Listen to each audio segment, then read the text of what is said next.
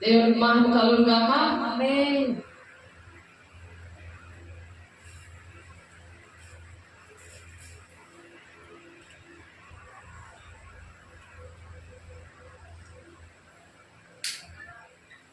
దేవునికి మహిమ కలుగును గాక. ఆమేన్. హెబ్రీయులకు రాసిన పత్రిక 2వ అధ్యాయము 17వ వచనంలో దేవుడు ఈరోజు మాట్లాడుతున్న విషయము అక్కడ ఉంది. ఏంటంటే, కావున ప్రజల పాపములను పరిహారము కలుగు చేయటకై ప్రజలు మానవాళి రక్షణ కోసము దేవుడు ప్రాణం పెట్టి ఇప్పుడు తాను దినాన్న లేచినందుకే విశ్రాంతి దినాన్ని పరిశుద్ధంగా ఆచరించడం జ్ఞాపకం చేసుకొనడి అని మరి 10 ఆజ్ఞలో ఒక ఆజ్ఞగా మత్తయి సువార్త నిర్గమకాండములో ఆ మాట ఉంటుంది. చూద్దాము. నిర్గమకాండము 10 ఆజ్ఞల్ని 2 ఆజ్ఞలుగా చేశారు. మార్కు సువార్తలో ఉంటుంది అన్నమాట. ఈ 10 ఆజ్ఞలు అంతా కూడా దాని సారమంతా కలిపి ఓన్లీ 2 ఆజ్ఞలుగానే చేశారు. ఎందుకంటే ఆ ఆజ్ఞలు ఒక్కటి కూడా తప్పిపోతే దేవుని రాజ్యానికి వెళ్ళలేదు. కాబట్టి ఆజ్ఞలని పాటించాలి. ఆజ్ఞలు ఎవరు పాటిస్తారు అని అంటే, దేవుని ఎవరైతే ప్రేమిస్తారో వాళ్ళు మాత్రమే పాటించగలరు. ఆయన ప్రేమించే వారు ఆయన ఆజ్ఞలు గైకొంటారని వాక్యం చెప్తుంది. కాబట్టి ఈ ఆజ్ఞలన్నీ కూడా నేను తప్ప వేరొక దేవుడు నీకు ఉండకూడదు, పైన ఆకాశం అందే కానీ క్రింది భూమి అందే కానీ భూమి కింద ఉన్న దేని రూపాన్ని నువ్వు విగ్రహంగా చేసుకోనకూడదు. అంటే మనుషులైనా వస్తువులైనా బొమ్మలైనా ఏదైనా సరే విగ్రహంగా చేసుకోనకూడదు. దేని రూపాన్ని కూడా మనము విగ్రహంగా చేసుకోకూడదు, దేని రూపము. కాబట్టి అందులో ఏదైనా కావచ్చు, అది మనం సరి చేసుకోవడానికి దేవుడు ఈ విశ్రాంతి దినాన్ని పరిశుద్ధంగా ఆచరించడానికి దేవుడు జ్ఞాపకం చేసుకోమంటున్నారు.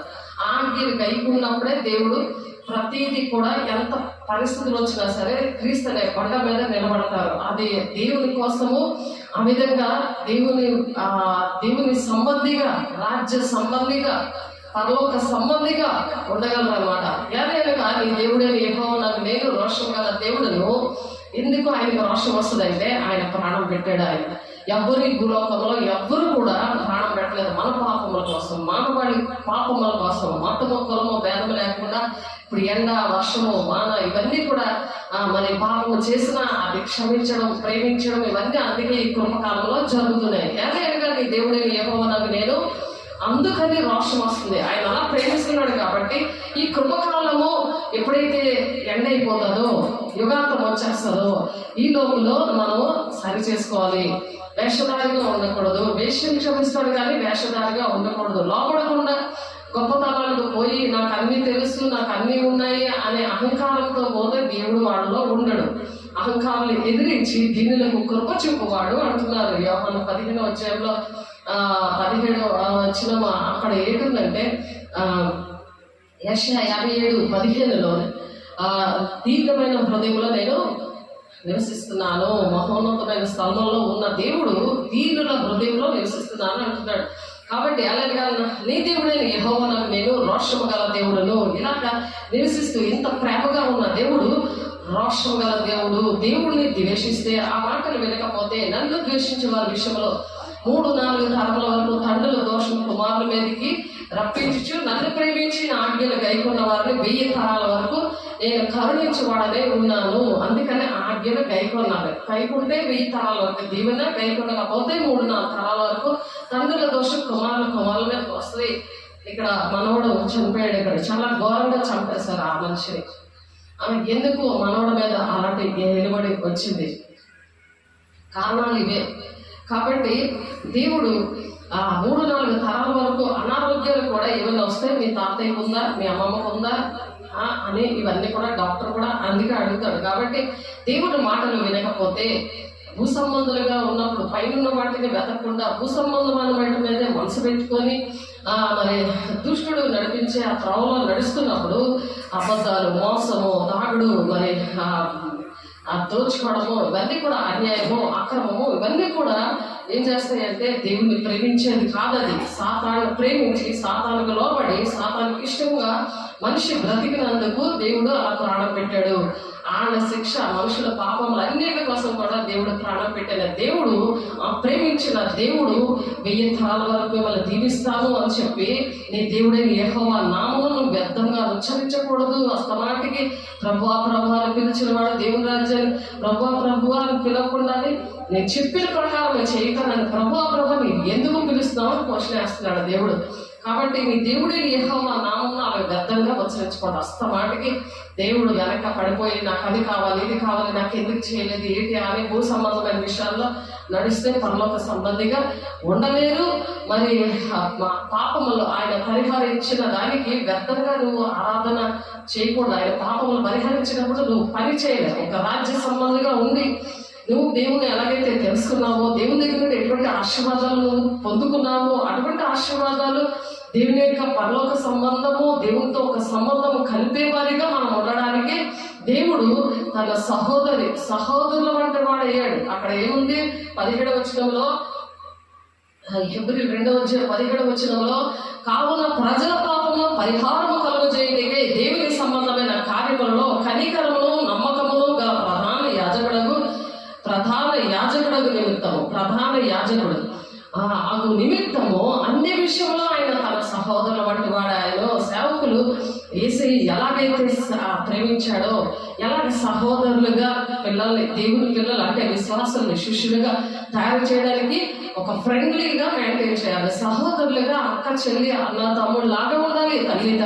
తల్లి లాగా ఆత్మీయ తల్లిగా అలాగా ఉండాలి. ఆత్మీయ తండ్రిగా ఉండాలి. ఒక సహోదరుడు వంటిగా అంటే క్లోజ్ ఫ్రెండ్షిప్ లాగా ఉండాలన్నమాట. అలాగే సహోదరుడు వంటి వాడి కావాల్సి వచ్చింది అనమాట. ఆయన అలాగా సహోదరుడు వంటి వాడిగా ఉండడానికి దేవుడు ఎంత కృప చూపించాడంటే మనకి ఆయన దేవుడు అంటే భయపడిపోతారు, దేవుడు ఏదో మొక్కుతారు, కానీ మాట వినరు. దేవుడు అసలు మాట్లాడే దేవుడు అనే విషయం కూడా తెలియకుండా ఉన్నారు ప్రజలు. ఆలోచించండి. ఆ విధంగా దేవుడు మాట్లాడకపోతే మనం బ్రతుకుతామా? దేవుడు మాట్లాడితే వాక్యం సూటిగా మాట్లాడటము, అది ముఖాముఖిగా దేవుడు మనతో మాట్లాడుతున్నాడనే మాట్లాడుతున్నప్పుడు మనం ఈ విషయాలు సరి చేసుకునే విషయాలు. కాబట్టి ఆ ప్రజల పాపములను పరిహారం చేయడానికై దేవుని సంబంధమైన కార్యములో కనికరమును కలిగి ఉన్నాడు. దేవుడి సంబంధమైన కార్యాల్లో మనము కూడా దేవుడిలాగే వేసే ఎందుకు ఈ భూలోకాలకు వచ్చి అలాగైతే క్షమించారో అటువంటి క్షమించే గుణం పెట్టుకొని మరి వాళ్ళ పాపములను క్షమించుకుంటూ దేవుని సంబంధమైన కార్యాలలో మనము కూడా ఉండాలి. కనికరం కలిగి ఉండాలి, నమ్మకం కలిగి ఉండాలి.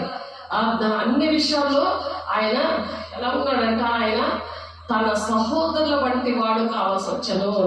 నీ అన్నదమ్ముడిని, నీ అక్కని, నీ చెల్లిని అనగా అలాగా సేవకులు ఉండాలి. దేవుడు పరిచర్య చేసేవాళ్ళు దేవుడు పరిచర్యకి పిలుపుని ప్రతి ఒక్కరికి పిలుచుకుంటారు. ఎందుకంటే యేసే శరీరంలో అవయవాలుగా మనం ఉన్నాము కాబట్టి సువార్థికులుగా, ప్రవక్తలుగా, ఉపదేశకులుగా, కాపరిగా, బోధకులుగా, అపోస్తులుగా ప్రతి ఒక్కరిని వాడుకుంటారని దేవుడు నాకు 1999లో ఆ పిలుపు దేవుడు దర్శనము ఇచ్చారు. 4:13 మీకు అందరికీ తెలుసు. కాబట్టి ఆత్మీయ బిడ్డలాగా మీరు ఎక్కడ ఉన్నా సరే మరి దేవుని బిడ్డలు సంఘంలో ఏ సంఘంలోనైనా ఎవరైనా నేను అలా ఉన్నానా, యేసే శరీరంలో అవయవంగా నేను ఉన్నానా, పరిశుద్ధులు సంపూర్ణులు అవ్వాలంటే, క్రీస్తు శరీరం క్షేమాభివృద్ధి జరగాలంటే ఆ విధంగా నేను ఉన్నానా లేదా అనే విషయాలు మనము గమనించుకొని ఉండాలి. మనం నాకే పని అమ్మ చెప్పాడు, తండ్రి చిత్తం నా పట్ల ఏమైంది, తండ్రి చిత్తం యేసయ్య ఎలా నెరవేర్చారు, మరి నేను ఎలా నెరవేరుస్తున్నాను, నేను ఎలా అహంకారంగా ఉన్నానా, లేకపోతే దీన మనసుతో ఉండి నేను సహోదరుల ప్రేమతో అలా ప్రేమించి వాళ్ళకి నేర్పిస్తున్నానా, క్షమిస్తున్నానా అనే విషయాలు నేర్చుకోవడానికి, అలా దేవుని రాజ్యం నడిపించడానికి, ఎత్తబడే సంఘంలో పెలుగుమంత సంఘంలో ఉండడానికి అలాగే దేవుడు దీవిస్తాడు. ఎలా దీవిస్తాడు? 1000 తరముల వరకు కరుణించబడనే ఉన్నాను అంటున్నాడు. నన్ను ప్రేమించి నా ఆజ్ఞలు గైకొన్న వారిని.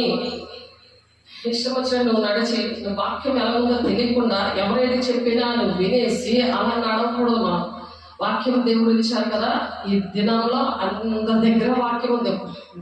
మరి పూర్వ దినాల్లో అసలు వాక్యం లేదు, చాలా మందికి వాక్యం లేదు. కానీ ఈ దినాల్లో, ఈ కృప దినాల్లో వాక్యం సమృద్ధిగా ఉంచాడు దేవుడు. నీ దేవుడైన యెహోవా నామమును నువ్వు వ్యర్థంగా ఉచ్చరించకూడదు. యెహోవా తన నామమును వ్యర్థంగా ఉచ్చరించి వారిని నిర్దోషిగా ఎంచాడు. అస్తమాటికి దేవుని మీద అలగడము, సేవకుల మీద అలగడము అలాంటివి చేయకూడదు దేవుని బిడ్డలారా. కాబట్టి అలా చేస్తే దేవుని రాజ్య అలాగా చేసినప్పుడు మనలో ప్రతి వాడులో తన గురించి దేవునికి లెక్క అప్పగించాలి. తన గురించి, మన గురించి మనము దేవుని వ్యర్థంగా ఆరాధించడము, వ్యర్థంగా ఉచ్చరించడము అలాంటివన్నీ చేస్తే రోమపత్రిక 14:12 ఒకసారి చూడండి. రోమపత్రిక 14:12 మనలో ప్రతివాడును తన గురించి దేవునికి లెక్క అప్పగించాలి. ఎవరికి మట్టి వాళ్ళే దేవునికి లెక్క చెప్పాలి. కాబట్టి వ్యర్థంగా ఆచరించకూడదు. వ్యర్థంగా ఆచరించే వారిని యెహోవా తన నామమును వ్యర్థంగా ఉచ్చరించే వారిని నిర్దోషిగా ఎంచడు. నిర్దోషిగా నిన్ను ఎంచడు.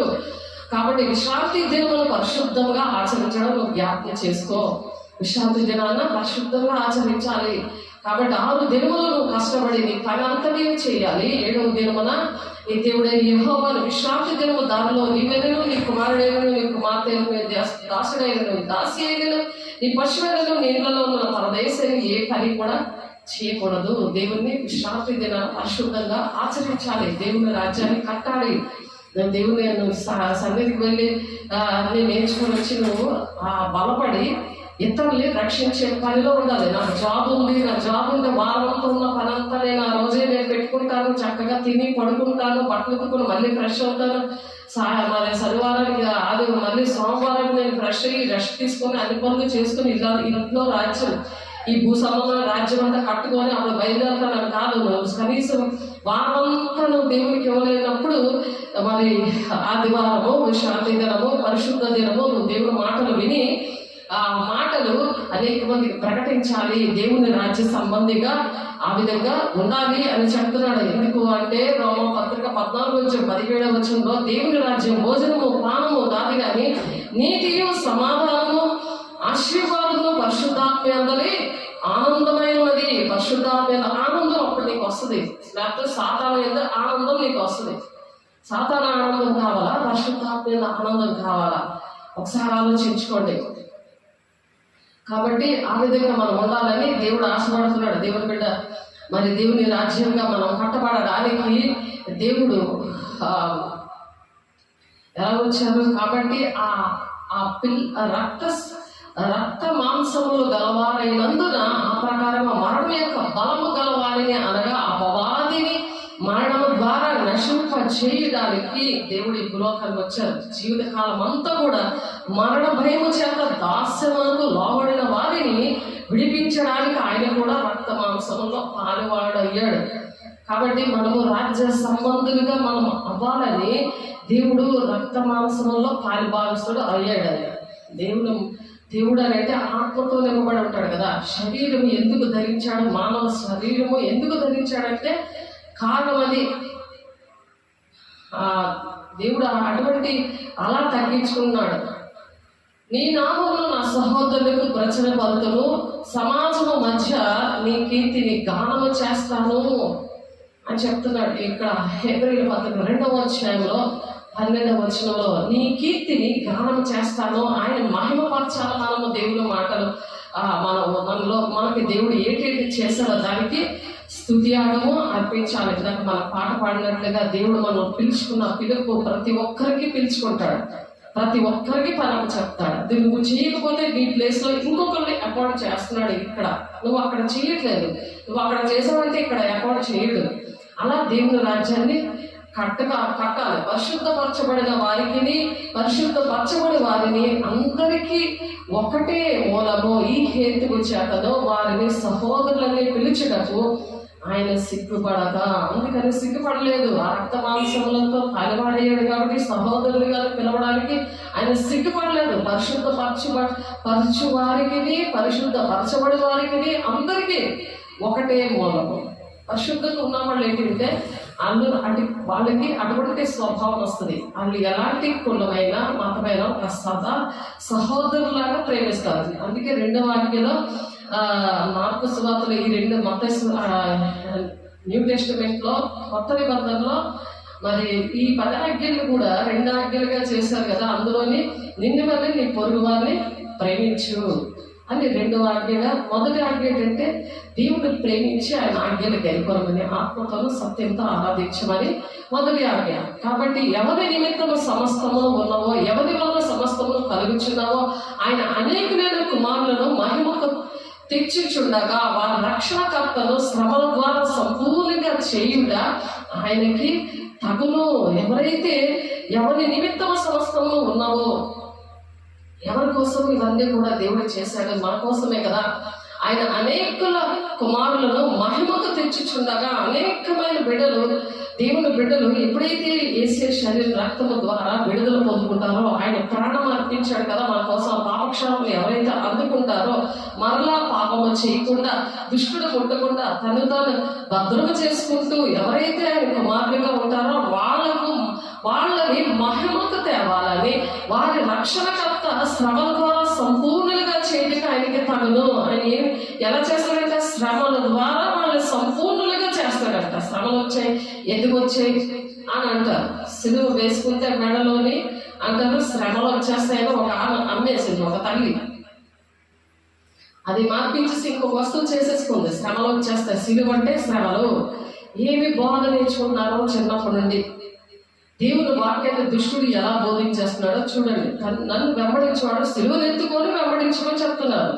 ఇక్కడ ఏం చెప్తున్నారు? 10వ వచనం, హెబ్రీయుల రాసిన పత్రిక 2వ వచనం 10వ వచనంలో శ్రమల ద్వారా నువ్వు సంపూర్ణుడిగా అవుతావు. సంపూర్ణంగా అవుతానే దేవుని రాజ్యానికి అర్థం. ఇది లోకము దేవుడు కాదు. కొన్ని శ్రమలు వచ్చినప్పుడు ఆ శ్రమల గుండా వెళ్తున్నప్పుడు కొన్ని పాఠాలు మనిషికి నేర్పిస్తాడు. కాబట్టి సంపూర్ణంగా చేయలేకు ఆయనకు తగును. అందుకనే ఆయన నడిచాడు. అలాగా ఆయన నడిచాడు. ఆయన భారతదేశం ఆయన పరిశుద్ధాత్మ పొందుకున్నాడు. ఆయన పరలోక సంబంధిగా మరి సహోదరులుగా మనల్ని పిలుస్తున్నాడు. అందరితో కలిసిమెలిసి ఉన్నాడు ఆయన.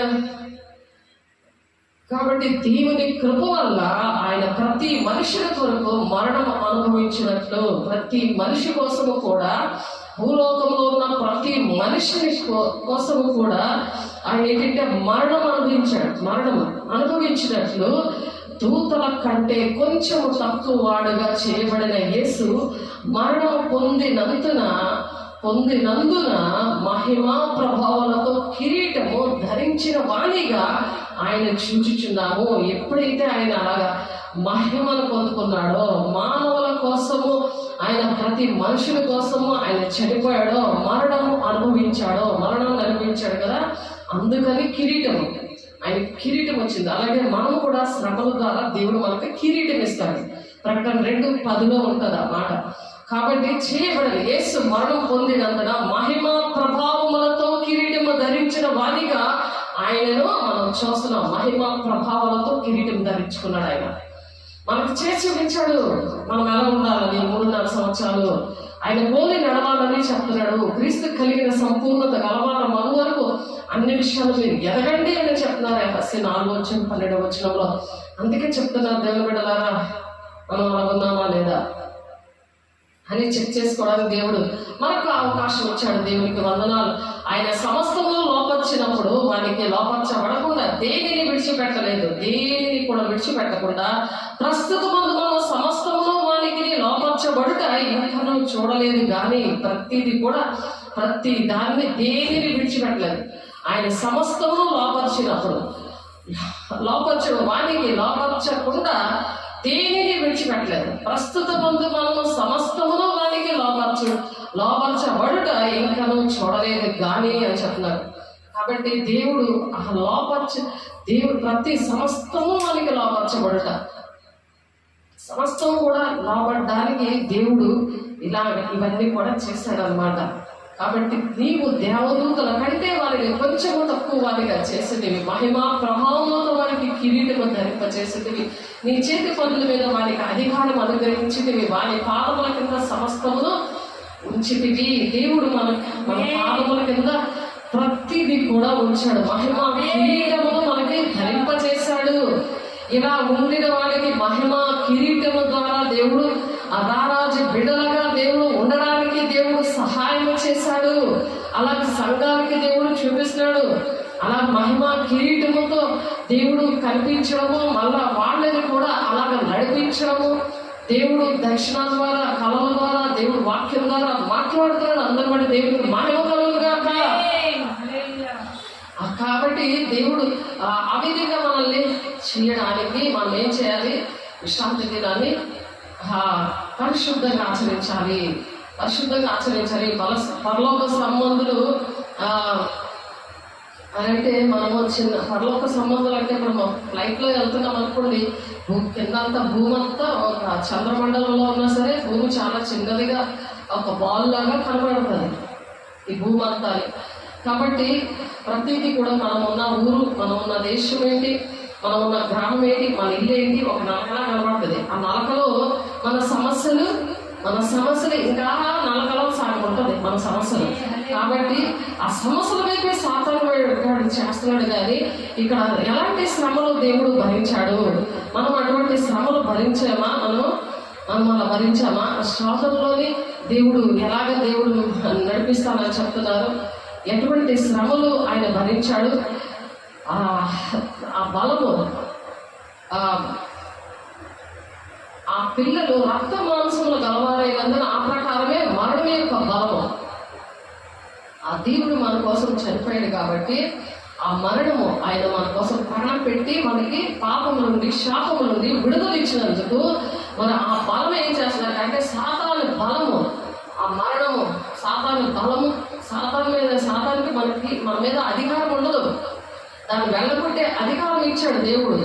కాబట్టి మరణం ద్వారా నశింప చేయుటకు ఆయన మరణం ద్వారానే నశింప చేశాడు. దానికి జీవితకాలం అంతా కూడా మరణ భయం చేత మనము దాస్యంలో లోబడిన వారిని విడిపించడానికి ఆయన ప్రాణం పెట్టాడు. దాస్యము అంటే నువ్వు దేనికి దాసుడిగా ఉంటున్నావు? ఉద్యోగానికి దాసుడు వహిస్తున్నావా? తాగుడికి దాసుడు అయిపోతున్నావా? లేకపోతే విగ్రహానికి దాసుడు అయిపోతున్నావా? సెల్ ఫోన్కి దాసుడు అయిపోతున్నావా? మరి బూతులు ఆడుతూ నువ్వు దాసుడు అయిపోతున్నావు, బూతులకి దాసుడు అయిపోతున్నావా? అబద్ధం ఆడడానికి దాసుడు అయిపోతున్నావా? ఏంటి అది? ఆ దాసత్వంలో ఇంకా ఉన్నావా? దేవుడు ప్రాణం పెట్టే నీ కోసం అనే విషయం మర్చిపోయావు. ఎందుకంటే సంఘం లేదు, నీకు వాక్యం లేదు, సేవకులు లేరు. అందుకని నువ్వు దాసత్వంలో ఉన్న దేవుడు బిడ్డ, పెళ్లికి మాత్రం సంఘములు నువ్వు సిద్ధపడాలని దేవుడి మాటలు చెప్తున్నారు. కాబట్టి దేవుడు ఎంత తగ్గించుకున్నాడంటే అబ్రహాము సంతాన స్వభావం ధరించుకున్నాడు. ఆయన అబ్రహాము సంతానమే వంశావళి, అబ్రహాము సంతానముగా దేవుడు కుమారుడు అలాగే తగ్గించుకున్నాడు ఈ భూలోకానికి మన కోసం వచ్చి. కావున ప్రజల పాపములను పరిహారము కలుగుటకై దేవుని సంబంధమైన కార్యాలు చేశాడు ఆయన. దేవుని తండ్రి యొక్క చిత్తాన్ని నెరవేర్చాడు. మరి నువ్వు నేను నెరవేరుస్తున్నామా? ఎవరి కాళ్ళకే దేవుడు లెక్క చెప్పాలి, ఎవరి కాళ్ళే లెక్క చెప్పాలి. రోమ 14:2 మనలో ప్రతి వాడు తన్ను గూర్చి దేవునికి లెక్క అప్పచెప్పాలి. ఇప్పుడు తండ్రి చిత్తాన్ని నెరవేర్చాడు దేవుడు. ఇక్కడ ఈ దేవుడి కుమారుడు దేవుని సంబంధమైన కార్యాలలో కనికరమును నమ్మకమును గల ప్రధాన యాజకుల నిమిత్తము అన్ని విషయాలు ఆయన తన సహోదరుడు వంటి వాడు కావాల్సి వచ్చాడు. ప్రధాన యాజకుడిగా లేదు, పాస్టర్గా లేవు, కానీ విశ్వాసగా ఉన్నావు, ఒక శిష్యులుగా ఉన్నావు, యేసయ్య శరీరంలో అవయవంగా ఒక అపోస్తుల అనుభవం ఉంది, ఒక ప్రవక్త అనుభవం ఉంది. నీలో స్వస్థత జరుగుతుంది, నువ్వు ప్రార్థన చేస్తే స్వస్థత జరుగుతుంది, నువ్వు మాట్లాడితే దేవుని ఎలగొట్టగలవు. ఇవన్నీ ఏం చేసావు అని అడుగుతున్నాడు. ఈ కార్యాలన్నీ కూడా దేవుని కార్యాలన్నీ కూడా నీ ద్వారా జరగడానికి దేవుడు ఇష్టపడి నేను అభిషేకిస్తే అపోస్తుల బోధలో నేను పెంచుతుంటే నువ్వు ఎక్కడున్నావు అని అడుగుతున్నాడు దేవుడు. నిన్ను ప్రతి దానికి నువ్వు లెక్కప్ప చెప్పాలని చెప్తున్నాడు. తను శోధించబడి శ్రమ పొందని గనుక శోధించబడి శ్రమ పొందాడు యేసయ్య. మరి నీకు శోధనలు వస్తే నువ్వు ఎక్కడున్నావు? దేవుని విడిచిపెట్టావు, దేవుని బిడ్డ సేవలు విడిచిపెట్టావు, దేవుని అభిషేకాన్ని నువ్వు పక్కన పెట్టావు, దేవుని వరాలు పాడు చేసుకున్నావు. కానీ ఈ రోజు దేవుడు ఇస్తానంటున్నాడు, మరలా నీకు అవన్నీ ఇస్తానంటున్నాడు. దేవుని సరి చేసుకోని చెప్తున్నాడు. తాను శోధింపబడి శ్రమ పొందని గనుక శోధింపబడి వారికి సహాయం చేయవాడై ఉన్నాడు. సహాయం చేయడానికి మన మధ్యలో ఉన్నాడు. దేవునికి మహిమ కలుగుగాక. ఆ పనులన్నీ మానేరు. కుక్క తన బంతిని ఎలాగైతే తినాలో, పంది ఎలాగ పొందిందో ఆ విషయాలన్నీ పక్కన పెట్టి మళ్ళా రమ్మని చాచిన చేతులతో దేవుడు నీ కోసం వెయిట్ చేస్తున్నాడు. నిన్ను తప్పిపోయిన కుమారుడిని ఏ విధంగా తండ్రి చేరదీశాడో, విందు చేయించాడో అలాగే నిన్ను పిలవడానికి ఇష్టపడుతున్నాడు దేవుడు. బిడ్డ ఇదే అనుకూల సమయము అంటున్నాడు, ఇదే నీకు రక్షణ దినము అంటున్నాడు దేవుని బిడ్డ. నువ్వు ఏ విధంగా ఉన్నావు? దేవుని ఏసేలాగా నువ్వు తగ్గించుకుంటున్నావా? ఆయనకిలాగా నువ్వు సంపడుతున్నావా? నిన్ను బట్టి ఎంతో సంఘము సంపడుతుంది, సేవకులు ఎంతో కన్నీరు కారుస్తున్నారు. నువ్వు ఏ పరిస్థితిలో ఉన్నావు? కాబట్టి యెషయా గారు ప్రవచిస్తున్నారు, అతని నడుమునకు నీతి, అతని తుంట్లకు సత్యము నడికట్టుగా ఉండేను. యెషయా గారు ప్రవచిస్తున్నారు 11:5 సత్యం అనే వాక్యము వైపు ఉండాలి, నడుమునకు సత్యం అనే దట్టి అని ఉండాలి, నీతి అని మైమరుపు ఉండాలి, సత్యమును నడికట్టుగా కట్టుకున్నాడంట. మరి అలాగే ఉన్నావా?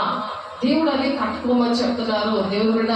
అలాగే హెస్కేల్ గారు కూడా చెప్తున్నారు, ప్రవచిస్తున్నారు ఏంటంటే, మరియు ఇశ్రాయేలీయుల నిమిత్తము ప్రాయశ్చిత్తము చేయటికై నైవేద్యములను దహనబలి, సమాధాన బలి, మంచి మేకు తగిన గొర్రెలలో మందను 200లో ఒక దాన్ని తేవలను అని హెస్కేల్ 45:15 ఆనాడు ఆ విధంగా సమర్పించేవారు, బలులు అర్పించేవారు. ఈనాడు యేసయ్య మరి ప్రాణం పెట్టాడు కదా, మనం ఇవి అర్పించక్కర్లేదు. నోటితో ఒప్పుకుంటే చాలు రక్షణ కలగాలంటే.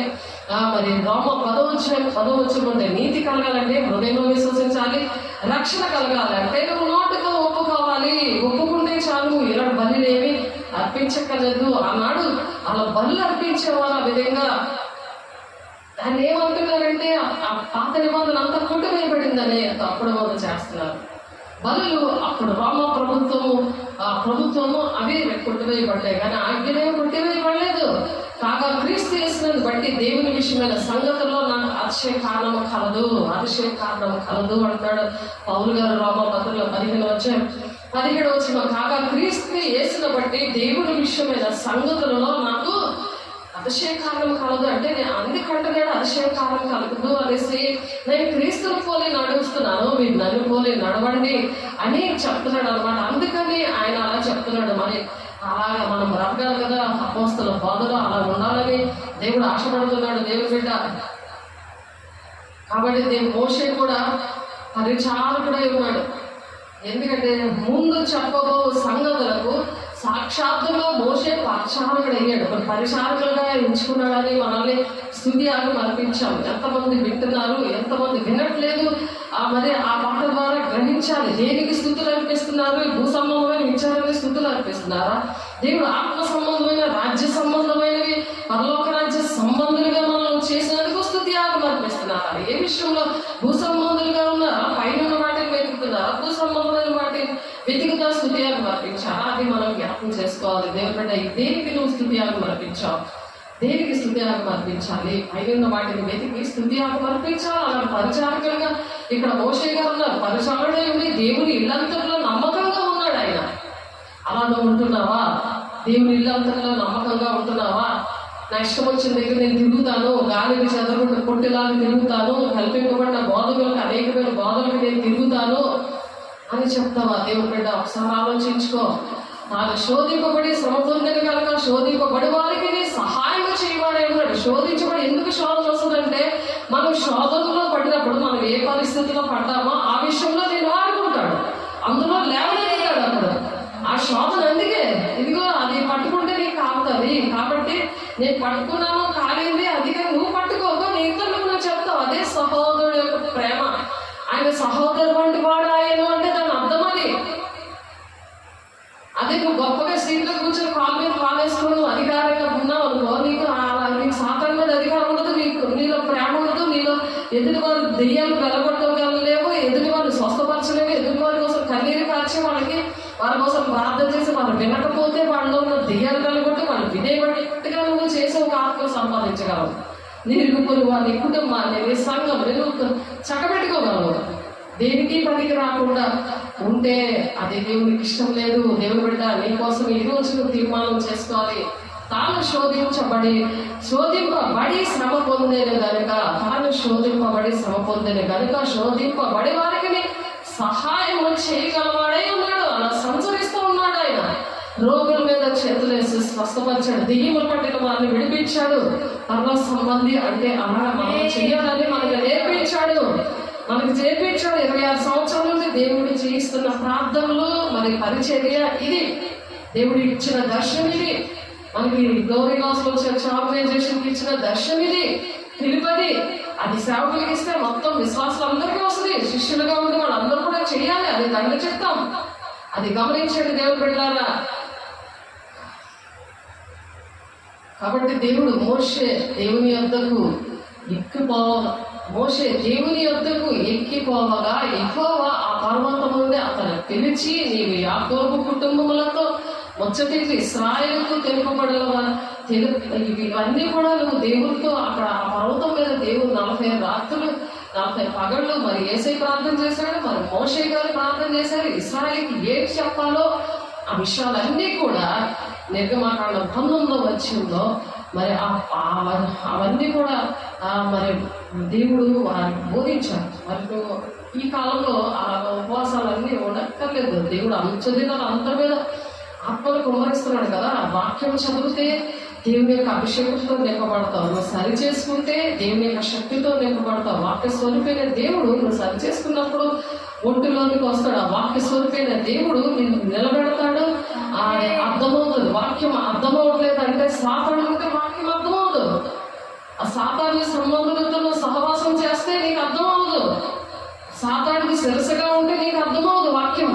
కాగా మీరు నా మాట శ్రద్ధగా విని నా నిబంధనను అనుసరించి నడిచినేడలా మీరు సమస్త దేశంలో నాకు స్వకీయ సంపాద్యముందురు అంటున్నాడు దేవుడు. దేవుని యొక్క స్వకీయ సంపాద్యముగా ఉండవా? దేవుని రాజ్య సంబంధిగా ఉండవా? స్వకీయ సంపాద్యం అంటే ఒక సొత్తు. దేవుని సొత్తు అయిన ప్రజలు అంటున్నారు, పరిశుద్ధ జనాంగము అంటున్నాడు దేవుడు. వారిని దేవుడు అభిషేకిస్తాడు, వారికి దేవుడు పనప్ప చెప్తాడు, వారికి వాక్యం అర్థమవుతుంది. ఆమేన్. సమస్త భూమి నాదే కదా, మీరు నాకు యాజక రూపమైన రాజ్యముగాను పరిశుద్ధమైన జనముగాను ఉందని చెప్పము. నువ్వు ఇశ్రాయేలుతో పలుకోవాల్సిన మాటలు ఇవే అని చెప్తాడు. ఇశ్రాయేలు ప్రజల్ని నడిపించడానికి ఇశ్రాయేలు ప్రజలు బానిసత్వంలో ఉన్నారు, భూసంబంధమైనవి వెతుక్కుంటున్నారు. నువ్వు కూడా అలా వెతుక్కుంటే ప్రతి సమస్యకి ఏడ్చుకునే ఉంటావు, ప్రతి చిన్నదానికి ఏడ్చుకునే ఉంటావు. పరలోక సంబంధిగా ఉంటే నువ్వు చంద్రమండలంలో ఉండి భూమిని చూస్తే ఎంత చిన్న భూమిగా ఉంటది, నీ ఇల్లు ఎంత భూమిగా ఉంటది, నీ సమస్య ఎంత ఎంత నరకంత ఉంటది. అది ఆలోచించను. మొదటి నీతిని రాజ్యాన్ని వెతకండి అంటున్నాడు. అందుకే నీ పరలోకం తెలుసు నీకు ఏది కావాలో అంటున్నాడు ఆయన. నీకు అన్ని ఆఫ్టర్గా ఉంటాయి. నీ ఎటువంటి సమస్య అయినా నీకు ఆఫ్టర్గా ఉంటుంది. నువ్వు ఎప్పుడైతే వెతుకుతావో కరెక్ట్గా నీ కోడలు తీసుకొని వస్తాడు దేవుడు. మంచి కోడలు, కొడుకు కావాలి, భార్య కావాలి. నువ్వు ఏడుస్తున్నావేమో ఆడికి చదువు కావాలి, అది ఏడుస్తున్నావేమో ఆడన్ని పేదైపోవాలని నువ్వు చిన్న సమస్య కోసం సాతాన్ని ఇలాగ బానిసత్వంలో, ఇక్కడ ఇశ్రాయేలు బానిసత్వంలో ఎలాగుంది, అక్కడికి ఎవరు పంపించారు? మోషేని రారాజు బిడ్డగా అక్కడ పెంచాడు. పెంచి ఒక లీడర్షిప్ ఇచ్చాడు. ఆ శ్రమల గుండా వెళ్ళడానికి ముందు రాజరికంలో పెంచాడు. రాకుమార్తె కుమారుడిగా పెంచాడు మోషేని. ఆ భాగ్యం కన్నా నాకు ఈ బానిసత్వంలో ఉన్న వాళ్ళ విషయంలో నాకు ఎంతో భాగ్యంగా ఎంచుకున్నాడు అప్పుడు. అలాగే దేవుడు ఏంటంటే ఒక శ్రమల గుండా తీసుకెళ్తాడు మనిషిని. ప్రతి ఒక్కరిని కూడా శ్రమల గుండా తీసుకెళ్తాడు. ఎందుకంటే దేవుడు కూడా అటువంటి శ్రమలోనే వచ్చాడు. తాను శోధింపబడి శ్రమ పొందాడు కనుక శోధింపబడి వారికి సహాయం చేయవాడే ఉన్నాడు. నీకు శోధన వస్తే శోధన జయించేవాడు ధన్యుడు అంటున్నాడు కీర్తనాకారుడు. శోధన వస్తే శాపలు వదిలేయడం కాదు, దేవుడిని విడిచిపెట్టేయడం కాదు, ఇష్టపడి చర్చలు పారిపోవడం కాదు. ఆలోచించండి. దేవుని ఆజ్ఞలు పాటిస్తేనే దేవుడు ఏది అడిగితే మనకు చేస్తాడు. దేవుడికి ఇష్టంగా నడిస్తేనే జరుగుతాయి. లేకపోతే దేవుడికి ఇష్టంగా, సాతానికి ఇష్టంగా ఉన్నప్పుడు సాతాను శిరస్సుగా ఉండి నీకు జీవితాంతం నడిపిస్తాడు. ప్రతిదానికి ఆ బానిసత్వంలో ఉండి ప్రతిదానికి కుంగిపోయి ఏడుస్తా మరి ఆ దేవుని రాజ్యాన్ని కట్టకుండా నాకు అర్హత లేదు, దేవుడు చెప్తున్నా, సేవలు చెప్తున్నా, నాకు అర్హత లేదు, నేను రాజ్య సంబంధం కాదు, నేను భూ సంబంధిని, నాకేంటి రాదు, నాకు అభిషేకం లేదు అంటావు. నీకు అభిషేకం ఎప్పుడు వస్తుందో నువ్వు లోపడితే, దేవునికి లోబడి దుష్టుని ఎదిరించినప్పుడు నీకు అభిషేకం వస్తుంది. దేవునికి మహిమ కలుగుగా నువ్వు అస్తమాటికి దుష్టుడికి లోబడిపోతున్నావు, దేవుడిని ఎదిరిస్తున్నావు, సేవకుల్ని ఎదిరిస్తున్నావు.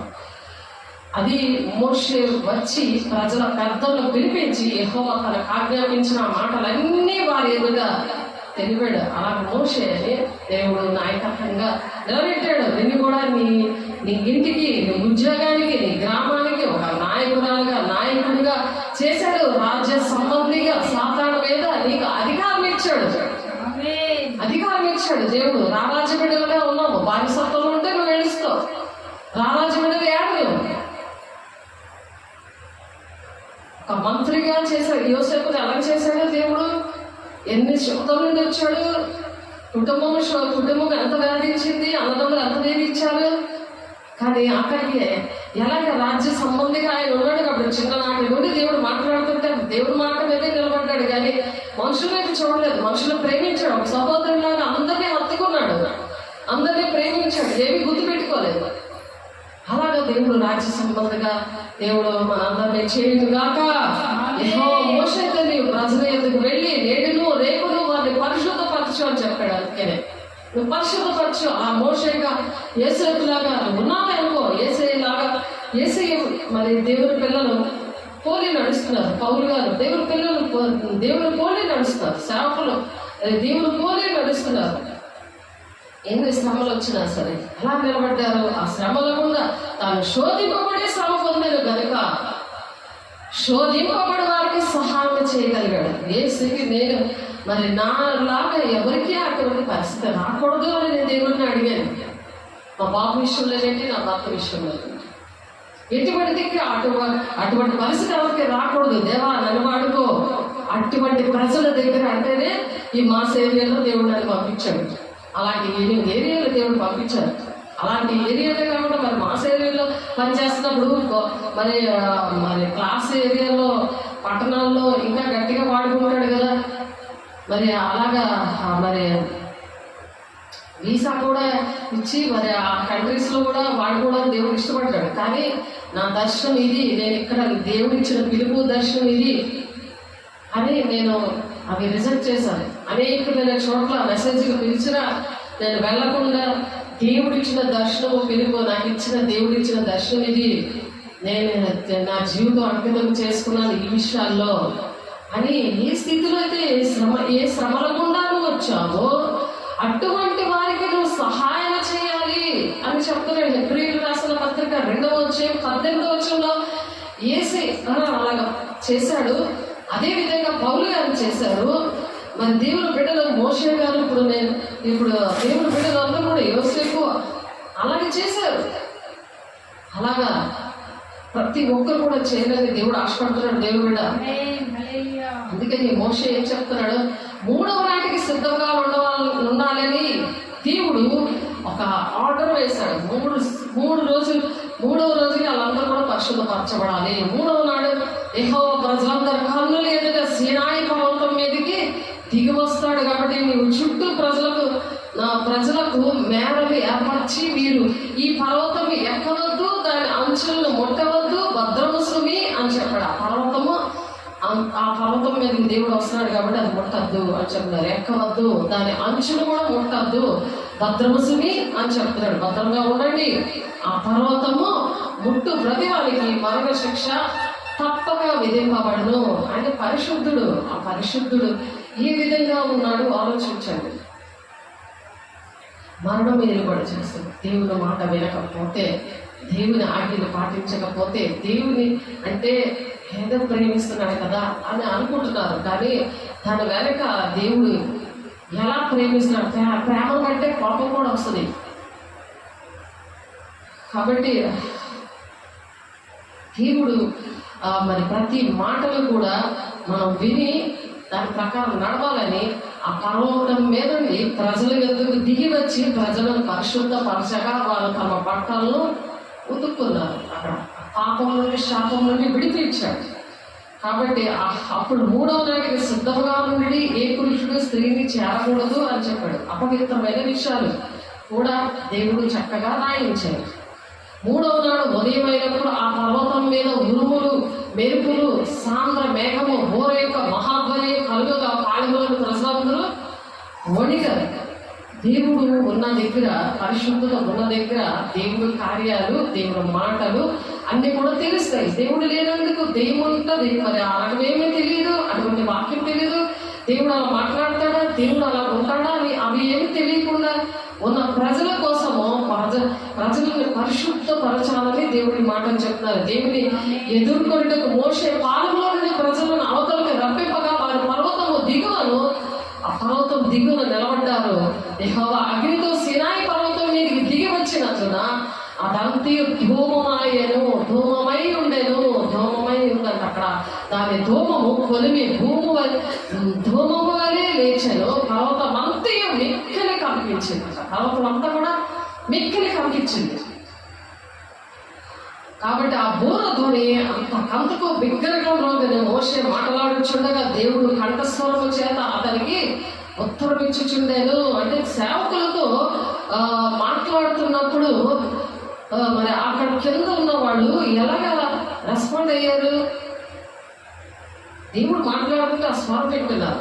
సేవకులు ఎందుకు వింటున్నాడు అంటే దేవుని యొక్క సేవకుల మాట వినాలి అని వినిపిస్తున్నాడు. అక్కడ ఉన్న ప్రజలంతా పరిశుద్ధంగా ఉంటే వింటారు, పరిశుద్ధంగా లేకపోతే వినరు. అంటారు ఎన్ని దేవుడి కార్యాలు చేసినా వినరు.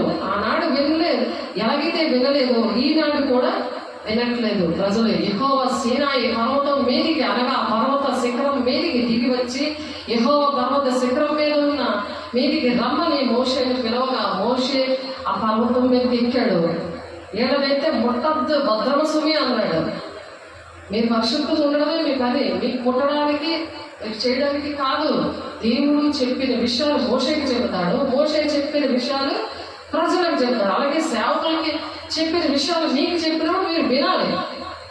అప్పుడు యెహోవా ప్రజలు చూచుటకు యెహోవా యొద్దకు హద్దు మీద వచ్చి వారిలో అనేకులు నశింపకుండానట్లు నీవు దిగిపోయి వారిని ఖండితముగా ఆజ్ఞాపించము.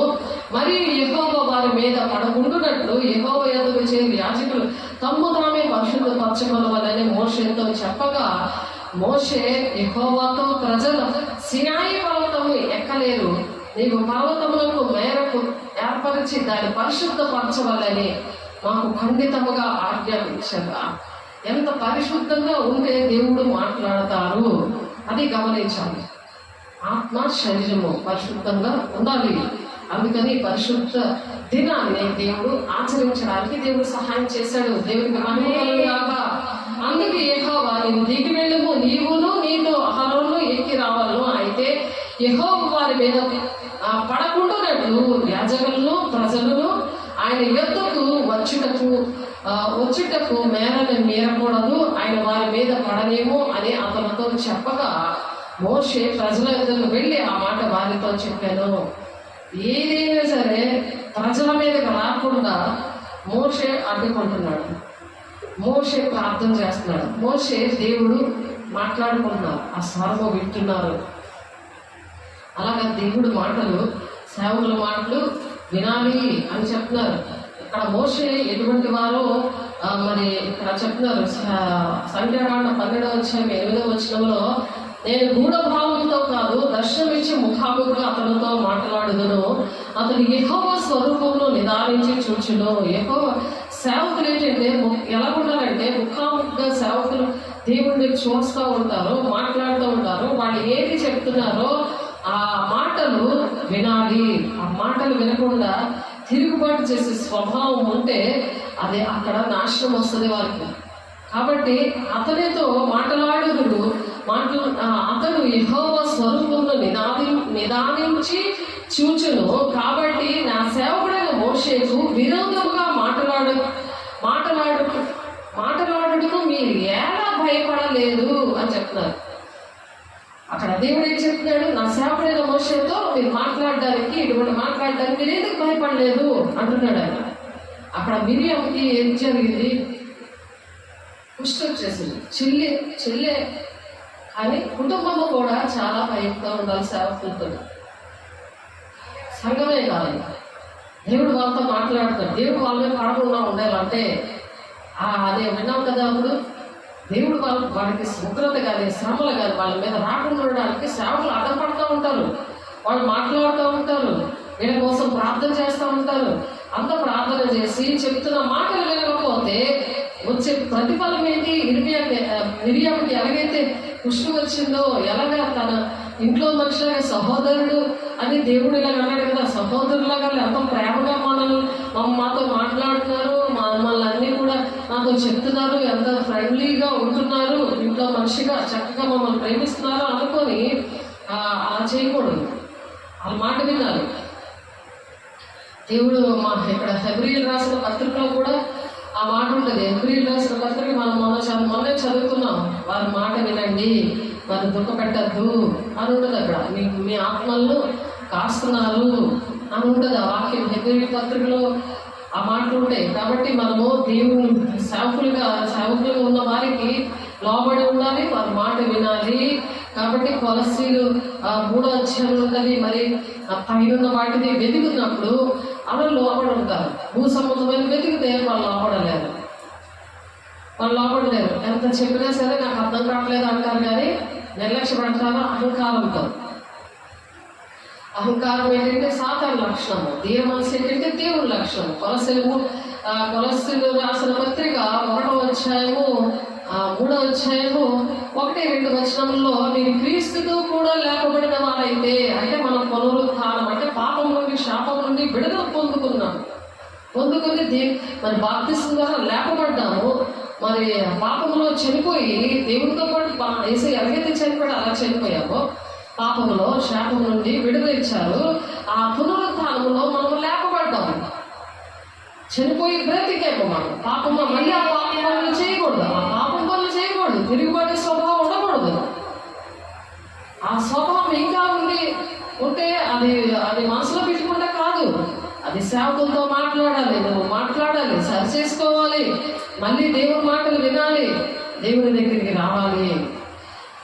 కాబట్టి క్రీస్తుతో కూడా లేకపోయిన వారైతే అలా ఉంటారన్నమాట. పైన వాటినే వెతకండి. అక్కడ క్రీస్తు దేవుని కుడిపార్శ్వన కూర్చుని ఉన్నాడు. దేవుడి కుడిపార్శ్వన కూర్చున్నాడు. అక్కడ క్రీస్తు దేవుని కుడిపార్శ్వన కూర్చున్నాడు. మనము తండ్రి చిత్తాన్ని నెరవేర్చి పరలోక సంబంధులుగా మనం ఉంటే అక్కడ తండ్రి కుడిపార్శ్వన వేసే కూర్చున్నారు కదా, అలా మనం కూడా కూర్చుంటాము. పరిశుద్ధుల కోసం ఆయన అక్కడ విజ్ఞాపన చేస్తూ ఉంటాడు. నీ కోసం నా కోసం మనం పరలోక సంబంధాలు ఉన్నాం కాబట్టి అలా మన కోసము విజ్ఞాపన చేస్తారు. పైన వాటి మీదనే కానీ భూ సంబంధమైన వాటి మీద మనసు పెట్టుకోవద్దు అంటున్నాడు. ఏలైనా మీరు మృతి పొందితిరి, మీ జీవము క్రీస్తుతో కూడా దేవుని యందు దాచబడి ఉన్నది.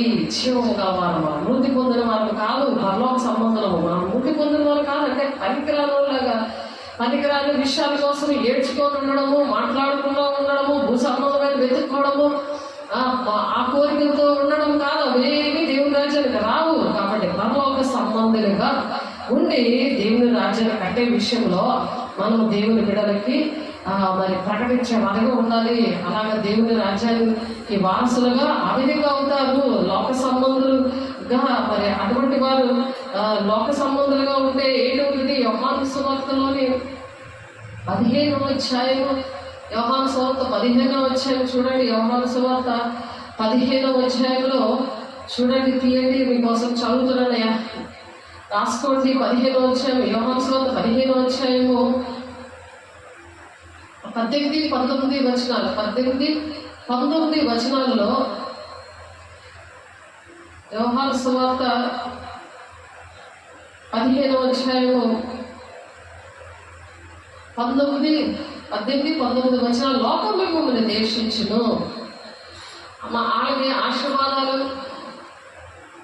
ఒక పాయింట్ ఇస్తే నా భర్త రాలేదు అని అంటే చెయ్యాలి. జీవితాంతం అంతా భూ సంపదగా ఉంది కాబట్టి వాళ్ళు ద్వేషిస్తారు, వాళ్ళు రారు, దేవుని మీరు పాటించరు. నా ఇష్టం వచ్చిన దగ్గర ఉంటాను, నా ఇష్టం వచ్చిన చేసుకుంటాను, నా ఇష్టం వచ్చిన కొనుక్కుంటానని అహంకారంతో ఉంటారు. ఎందుకంటే సాతానుడు శిరస్సుగా ఉన్నాడు. అందుకు లోకం మిమ్మల్ని ద్వేషించదు. భూ సంబంధమైన కొనుక్కున్నందుకు వారు భూమిలోనే అక్కడే ఉండిపోతారు, దేవుని రాజ్యం రాలేదు కదా. అందుకని వారి కోసం దేవుడు చెప్తారు, లోకం మిమ్మల్ని ద్వేషించగలరా మీకంటే ముందుగా నన్ను ద్వేషించనని మీరెరుగుదురు. లోకము దేవుని సంబంధాన్ని ద్వేషిస్తారు, దేవుని రాజ్యం కడుతున్న వారిని ద్వేషిస్తారు. ఈ శరీరానుసారమైన అన్ని దుఃఖముతో వాళ్ళు అన్ని ప్రేర్పాట్లు పెడతారు. అవన్నీ నెరవేర్చబడినా సరే ఆశీర్వాదాలతోటే అవే మేము దీవించబడ్డాం, మేము ఆశీర్వదించబడ్డాం అనుకొని ఆ మాయలో ఉంటారు. కానీ పరలోక రాజ్యం అయితే ఆ లిస్టులో ఉండదు. అన్ని లిస్టులు అయిపోయాయి, అన్ని కూడా చేసేస్తే చక్కగా హాయిగా తిని పడుకొని చక్కగా హాయిగా ఉంటారు. కానీ పరలోక రాజ్యం లిస్టులో అయితే ఉండరు. జీవగ్రంథంలో వాళ్ళ లిస్టులో ఆ పేరు ఉండదు. ఏ లిస్ట్ కావాలి? భూ సంబంధమైన లిస్ట్ కావాలా? పరలోక సంబంధంలో పేరు ఉండాలా? అవే ప్రార్థన చేసుకుంటారా జీవితం అంతా? సమస్య ఎంతది? నలకంత ఉంటుందని మనం నేర్చుకున్నాం. పరలోక సంబంధాలు ఉంటే మన సమస్యలు నలకంతగా ఉంటాయి. ఎప్పుడైతే నీతిని రాజ్యం ఎదుగుతో నీ పరలోకం తెలుసో నీకేది కావాలో అన్ని నీ దగ్గరికి వచ్చేస్తాయి. దేవుడికి మహిమ కలుగు కాక. దేశిస్తారు, నువ్వు రాజ్యపడకూడదు. వాళ్ళు దేశిస్తారు, నువ్వు రాజ్యపడకూడదు. దేవుడి నీ వాక్యం తెలిస్తే నువ్వు రాజ్యపడవు. నీ పరలోక సంబంధిగా నేను ఉండాలి, నేను దేవుని బిడ్డగా ఉండాలి, నేను తండ్రి చిత్తాన్ని నెరవేర్చాలి, నా జీవగ్రంథంలో నా పేరు ఉండాలి, నేను సహకరిస్తాను. సహకార పేరు జీవగ్రంథంలో ఉంటాయని చెప్తున్నారు కదా. ఫిలిప్పీ 3వ అధ్యాయంలో ఫిలిప్పీలు రాసిన పత్రిక చూడండి. ఫిలిప్పీలు రాసిన పత్రిక 4:3లో ఉందన్నమాట. 4:3లో అవును, నిజమైన సహకారి ఆ స్త్రీలు క్లెమెంతులో నా ఇతర సహోదరులతోనూ సువార్త పనిలో నాతో కూడా ప్రయాసపడిన వారు గనుక వారికి సహాయం చేయమని నిన్ను వేడుకొనిచున్నాను. ఆ సహకారుల పేరు జీవగ్రంథం ముందు వ్రాయబడి ఉన్నవి. చూడండి, చేత కాకపోతే సహకరించినప్పుడు జీవగ్రంథంలో నీ పేరు ఉంటుంది, పరలోక సంబంధిగా నీవు ఉంటావు. ఈ అన్ని ప్రేర్పాట్లు పెట్టించుకొని మరి దేవుని సేవకుల టైము వేస్ట్ చేస్తున్నావు, ఆ డబ్బులు వేస్ట్ చేస్తున్నావు. దానికి అంతా కూడా నువ్వు లెక్కప్ప చెప్పాలి కదా. దేవుని బిడ్డ ఒకసారి ఆలోచించు. నామం 14:12 ప్రకారం మనలో ప్రతి వాడును తన గురించి దేవునికి లెక్కప్ప చెప్పాలి. నీకోసం నువ్వు లెక్కప్ప చెప్పుకోవాలి ధవల సింహాసనం దగ్గర. కాబట్టి పౌలు గారు చెప్తున్నారు, ఆయన ఎంత హింసకుడు, దోషకుడు, హానికరుడు, కానీ క్రీస్తుని పోలి నడుస్తున్నాను. ఒక ఛాలెంజ్గా సాక్ష్యం చెప్పాడు కదా, నేను క్రీస్తుని పోలి నడుస్తున్నాను, నన్ను పోలు మీరు నడవండి అని చెప్తున్నాడు కదా. నువ్వు నడుస్తున్నావా? అలా నడవాలి. మనం నడవాలి. అపోస్తల బోధలో ఆ పరిచయం చేయాలి, స్వస్థతలు చేయాలి, దెయ్యాలు వెలగొట్టాలి, ప్రవచించాలి, దర్శనాలు చూడాలి. అన్ని రాజ్య సంబంధాలు ఉంటారు. మీరు లోక సంబంధులని ఎడలా లోకము తన వారిని స్నేహించును. లోకస్తులతో ఫ్రెండ్షిప్ చేసుకుంటారు, కానీ దేవుని బిడ్డలతో సహోదరులు అని అంటున్నాడు. దేవుని బిడ్డలతో మనం స్నేహం చేయాలి. అది అయితే మీరు లోక సంబంధులు కాదు, నేను మిమ్మల్ని లోకంలో నుండి ఏర్పాటు చేసుకున్నాను అంటున్నాడు. లోకంలో నుండి మిమ్మల్ని ఏర్పాటు చేశాను. నువ్వు ఎక్కడ ఉన్నావు ఇప్పుడు? అందుచేతనే లోకం మిమ్మల్ని ద్వేషిస్తుంది. అందుచేతనే మిమ్మల్ని లోకం ద్వేషిస్తుంది. దాసుడు తన యజమాని కంటే గొప్పవాడు కాడని నేను మీతో చెప్పిన మాట జ్ఞాపకం చేసుకోండి. లోకులు నన్ను హింసించిన కదా, మిమ్మల్ని కూడా హింసిస్తారు, మిమ్మల్ని కూడా హింసిస్తారు. మరి లోకులందరూ యేసుని హింసించారు కదా, ఇప్పటికి కూడా ఇష్టపడట్లేదు కదా. మరి నువ్వు కూడా ఎందుకు ఇష్టపడట్లేదు? దేవుడిని సేవకులు ఎందుకు ఇష్టపడట్లేదు? నువ్వు కూడా లోకస్తుడివే కాబట్టి నువ్వు ద్వేషిస్తున్నావు. కాబట్టి మీతో చెప్పిన మాట జ్ఞాపకం చేసుకొని, లోకులు నన్ను హింసించారు, మిమ్మల్ని కూడా హింసిస్తారు. రాజ్య సంబంధులుగా ఉంటున్నారు మీరు, మిమ్మల్ని కూడా ఎలాగా బాధపడతారు. నువ్వు హింసకు బయలుపడిపోతావా? దేవుని రాజ్యానికి ఇష్టపడతావా? హింసను సహించాలి కదా. శ్రమ సద్భక్తితో బ్రతుకు నిర్దేశించే వారికి హింస తప్పదు అని చెప్తున్నాడు దేవుడు. హింస తప్పదు అని చెప్తున్నప్పుడు అది పాటించాలి కదా. హింస నుండి దేవుడు, ఆ హింస నుండి విడిపించేది అభిషేకం, దేవుని వాక్యము. ఆ శ్రమంలోనే ఆ శోధన గుండా శోధన జయించేవాడు ధన్యుడు, వారి జీవకిరీటం ఇస్తానన్నాడు ఆయన. కాబట్టి అయితే వారిని నన్ను పంపిన వారిని ఎరుగరు కనుక నా నామం నిమిత్తం వీటన్నిటినీ మీకు చేయుదురు. నేను వారికి వచ్చి బోధింపకుండానేలా వారికి పాపము లేకపోవును. ఎప్పుడైతే వారి పాపం నాకు మిషలేదు పాపం అలా విస్తరించిపోతుంది. బోధ వినకపోతే నేను వచ్చి వారికి బోధ చేస్తాను అంటున్నాడు. దేవుడు వచ్చాడు, బోధ చేస్తున్నాడు. ఆ బోధ వినకపోతే ఇక పాపానికి మిషలేదు, కంట్రోల్ లేదు దానికి. నన్ను ద్వేషించేవాడు నా తండ్రిని కూడా ద్వేషించుచున్నాడు అంటున్నాడు. యేసయ్యని ద్వేషిస్తే తండ్రిని కూడా ద్వేషిస్తున్నట్టు లెక్క. సేవకులు ద్వేషిస్తుంటే తండ్రిని, కుమారుని, పరిశుద్ధాత్మని ద్వేషించినట్టు లెక్క వస్తారు. ఎవడునో చేయని క్రియలు నేను వారి మధ్య చేయకుండా వారికి పాపము లేకపోవును. ఇప్పుడైతే వారు నన్నును నా తండ్రిని చూచి ద్వేషిస్తున్నారు. ఎన్ని కార్యాలు దేవుడు చేశాడు, కానీ దేవుడు ద్వేషించారా లేదా? యేసయ్య సిలువ వేయండి, బరబ్బానే విడిచిపెట్టండి అని కేకలేశారా లేదా? ఇప్పుడు కూడా జనాలు అలాగే ఉన్నారు, ప్రేమ తీసుకోవట్లేదు దేవుని ప్రేమ. అయితే నన్ను నిర్హేతుకంగా ద్వేషించాలి అని వారి ధర్మశాస్త్రంలో వ్రాయబడిన వాక్యము నెరవేరినట్లు ఇలా జరిగింది. నిర్హేతుకమా అంటే వాళ్ళకి ఆ దేవుడికి ఏ తప్పు లేకపోయినా అది జరుగుతుంది అని ధర్మశాస్త్రం నెరవేర్చబడడానికే నిర్హేతుకముగా, హేతువేమీ లేకుండా జరిగింది, కారణమేమీ లేకుండా అవన్నీ జరిగాయి, ఆ శ్రమలన్నీ జరిగాయి. అలాగే దేవుని సంబంధాలు కూడా అలాగే జరుగుతాయి. అందుకనే నేను క్రీస్తుని పోలి నడుస్తున్నాను, మీరు నన్ను పోలి నడవండి అన్నాడు ఆయన. మనం కూడా దేవుని పోలి నడవాలి. పౌలు గారు మన అపోస్తల బోధలో పెరగాలి. తండ్రి యొద్ద నుండి మీ యొద్దకు నేను పంపబో ఆదరణకర్త అనగా తండ్రి యొద్ద నుండి బయలుదేరి సత్య స్వరూపమైన ఆత్మ వచ్చినప్పుడు ఆయన నన్ను గూర్చి సాక్ష్యం ఇచ్చును. పరిశుద్ధాత్మ దేవుడు వచ్చినప్పుడు యేసయ్య కోసం నువ్వు సాక్ష్యం చెప్తావు. యేసయ్యని నీ సాక్ష్యము టాలీ చేసుకొని నువ్వు దేవుడిని ప్రకటిస్తావు. నేను ఇలాగా ఈ శ్రమంలో కూడా నన్ను దేవుడు ఇలా సువర్ణంగా మార్చాడు, నన్ను ఇలాగ ఆశీర్వదించాడు, ఈ శ్రమంలోనే నాకు కొన్ని నేర్పించాడు, కొన్ని పాఠాలు నేర్పించాడు, అందుకని వాళ్ళకి సహాయం చేయడానికే నన్ను నిలబెట్టుకున్నాడు అని యేసయ్య ఎలా చెప్పారు. అలాగే మనం కూడా దగ్గర 2:18 ప్రకారం మనం కూడా చెప్పడానికి ఇష్టపడాలి. దేవుని బిడ్డ అలాగే ఇష్టపడాలని దేవుడు ఆశపడుతున్నాడు. కాబట్టి దేనిని గూర్చి చెందబడాడు కానీ ప్రతి విషయంలో ప్రార్థన విజ్ఞాపన చేత కృతజ్ఞతాపూర్వకంగా మీ విన్నపాలన్నీ దేవునికి తెలియజేయండి. మనుషులకు కాదు చెప్పేది, ప్రతిదీ నువ్వు దేవునికి చెప్పినప్పుడు దేవుడికి సహాయం చేస్తాడు. నువ్వు దేవుని మాట విన్నప్పుడు జవాబులు వస్తాయి, ఆ విన్నపాలు వింటాడు. కృతజ్ఞతాపూర్వకంగా ఎంత తెచ్చినా సరే నాకు ఇది కావాలి అది కావాలని అన్నీ అడుగుతున్నావు అనుకో, దేవుని రాజ్యంలో నేను ఇష్టం ఉండదు, జీవ గ్రంథంలో నేను ఇష్టం ఉండదు. దేవుని బిడ్డ అలా ఉండకుండా మనము దేవునికి ఇష్టంగా బ్రతకాలని దేవుడు ఆశపడే మాటలు చెప్తున్నారు. దేవుని బిడ్డ ఒకసారి ఆలోచించండి. 19వ వచనంలో యోహాను సువార్త 15వ అధ్యాయము 19వ వచనంలో మీరు లోక సంబంధులు లేని ఎడలో లోకము తన వారిని స్నేహిస్తారు. మీరు లోక సంబంధులు ఉంటారా, దేవుని సంబంధులుగా ఉంటారా? దేవుని రాజ్యం కట్టే వారితో మీరు స్నేహం చేయాలి. కాబట్టి అప్పుడు ఆ సహవాసం వలన ఆ లక్షణాలు వస్తాయి. సహవాసముగా కూడుకొనుట మానకుడి అని ఉంది వాక్యం. మీరు ఒకరినొకడు ప్రేమింపవాలని ఈ సంగతులు మీకు ఆజ్ఞాపిస్తున్నానని ఇవన్నీ కూడా చెప్పారు. ఒకరినొకడు ఆ ప్రేమ ఉండాలి.